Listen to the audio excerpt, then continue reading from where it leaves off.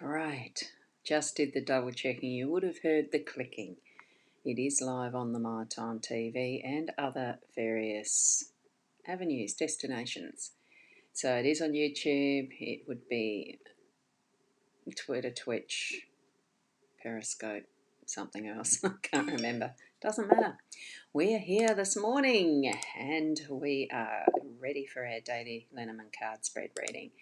Good morning, Mary. You're off to a new adventure today. Wonderful. Starting a new temping role. Oh, that sounds great. How exciting. Catching the bus into the city. Perfect for watching it. I haven't ever caught a bus yet in all my life. I don't think I have. Not the type that you do public transport with. Unless it's something that was so with a friend that I so totally forgot I did it. Good morning, Shoey. Hi, lovely lady. Thank you for that. And good morning, Ros from Diane. Morning, Ros, but chilly today from Marie. Good morning to you. Well, it is a little bit, though I haven't been outside yet. It is overcast, I can tell that, and I'm in short sleeves. But I'll be inside all day, so that doesn't matter. Good morning, Deirdre. Lovely to see you here too. And you're saying good morning, Ros. And Maya. Love a card, please. I don't do the open card readings here this morning. It is a daily general card spread reading only. So just tune in and have fun listening to whether it actually gels with you or what messages you yourself are going to have. So that's how you do that. And where is that? And you had to be shown where to put the Metro card. God, I'd have to be shown every step, even how to buy a Metro card. Not ever having lived in the city at all. I've always been a country girl. Used to catch public buses way back when they'd go from Menangi to Adelaide. And that's a long time ago. And good morning, Sharon. Good morning, Sarah. Lovely to see your beautiful face there as well, too. Wonderful. So what we'll do is we will get into the card reading. So tune into your senses. I'm switching it over now. So here we've got the cards. I'm using this deck. I've got that underneath there, but I'll put that aside now. So this is the deck that I've been using for a long time now. I still love it. Still going to keep using it. It's the Gilded Reverie by Sarah Marchetti. And here we go. We've got the cross in that home space. We've got the mice in the business space, the workspace, work energies. We've got the key in the unexpected, the tower in our role, and the dice adds that central outcome energies. Very interesting. When I started putting them down, I thought, gee, what sort of story is this telling me?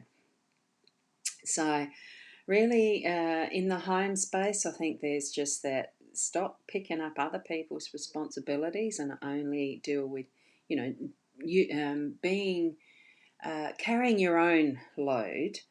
We can share it certainly, but it's not sharing everybody else's by taking them on for yourself.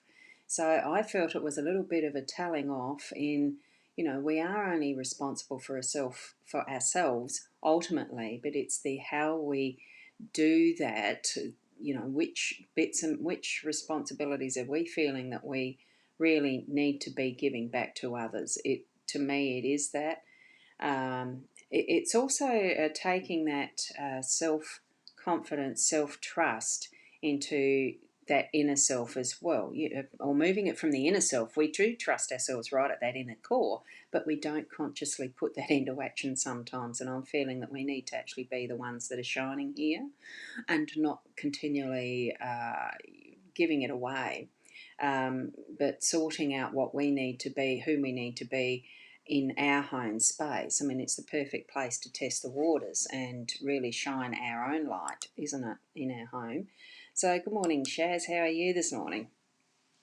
So it's feeling to me, it is that stepping into who we are in our home space. It's the relationships, as well as putting our stamp of how we'd like our home to be in that physical sense, because in that physical sense, once we're comfortable in that way, we're also comfortable in who we are to a degree.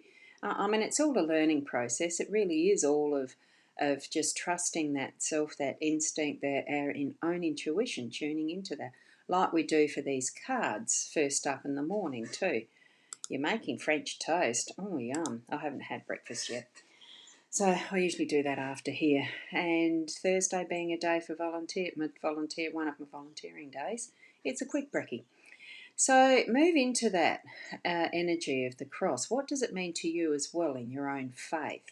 The walk that you have with your own understandings of what faith is, of what that connection with spirit is. And that certainly does begin in the home space, because we were brought up with some sort of belief from what our parents taught us and they from their parents, etc. And it doesn't have to be the religious type of faith, it's how we actually understand our own upbringing and what we've learnt over time too. Some of it probably needs to be put away and behind us because it doesn't serve what we need to be doing in our living now. Okay, so it served its purpose for back then in their lives, it may not be suitable for us. So it's a bit of sorting out on that more personal level, and that self-confidence, trust in self and all of that as well. Okay, so that's what I'm feeling from the cross in our home space today. Moving over now to our workspace, here we've got a bit of maybe we're over trusting in our workspace and allowing others to actually steal from us what we've worked for, and sometimes that can be taking credit for ideas that we've created and things like that. Is it that important that you need to have that recognition of what you've done, or as part of a team? Is it, just the feeling of the different rearrangement that might be able to be made so that you are feeling more secure in that team setup, that way that you're actually contributing and that others are contributing as well? Sometimes there's those who have that strength that really stand out and take over and do so much that it doesn't allow you to actually contribute and put your stamp on what teamwork is going to be moving forward. I'm hoping you're understanding this if it's relevant for you. So it really is having that awareness around us of what's going on behind as well as in front of us and to the side. A good exercise is that peripheral vision. You're sort of looking forward, but you're noticing what's going on at the side. Also turn on those senses for what's going on behind you, that you're not having things literally probably as well as metaphorically stolen from you. Uh, if you've ever heard of the term energy vampire, you might understand a bit better that side of it on that metaphysical sense. So have that awareness of what is happening around you. Okay, it is the warning to tune into that and just, it's not that it's wrong to allow others to have what is there, but, at times it's nice to have their hands put up and say, can I have? Type of thing, or what can we do with this, that type of thing. So communication a bit in that respect as well, I'm feeling. So moving up into the unexpected, we're going to have that key. It will open the doors and it can lock the doors, it can close the doors. So maybe there's something that this key might be used for in the business or work sense, that you might want to lock something away a little more securely. Or you really do need to open up that door and set something free to flow with the ideas, an idea that you would love to pursue, that type of thing in that space. Even in the home space, it could be that unlocking of something that is close to your heart, even if it's just a conversation and talking about something. As far as, I'd love to do something special, or, I would really feel better if you could take back this doing such and such and whatnot. It's all a variety and unexpected moments that the right time for that sort of conversation might pop up. Or literally that you're going to be given a key to unlock something physically that's going to be an unexpected thing through your day. And your role in that is be that tower of strength through each moment. I think it's actually bringing to the forward that being present in the moments that you have through your day, so that you've got that strength. The word that just popped into my head was strength of character. and, standing in your own power, empowering yourself to be able to, and also others around and about you, that they feel that they're empowered in being able to stand in their strength too. It isn't always just about us. So our role really is to build up and, allow that growing forward for each and every one that we're in contact with today. So, good morning, Kat. Lovely to see you here this morning. Wonderful. So, as you're feeling into that is your role, it is an awareness conversation, what's happening about us. Sometimes the words that are spoken aren't always just this, it's not just that surface word. It can be the tone and the body language around it. Just have that awareness of how people around you are and what situation you're in that you're actually strengthening. Okay, growing those muscles is what I'm feeling. And as our outcome, the dice, so much can be just the luck of the dice. We have that saying, and here we are. A lot of it is the luck of the dice. Do feel, for me, it really is that even with the roll of the dice and wherever it lands, it is still meant to have been that results. As far as, whatever number, because dice are numbers, aren't they? But it's just that lucky or unlucky chance. We put the labels on whether it's a positive or a negative. It just is. So those moments that you feel like, it really is feeling like it's just pot luck of the roll and all that sort of stuff, know that it's meant to be happening for you.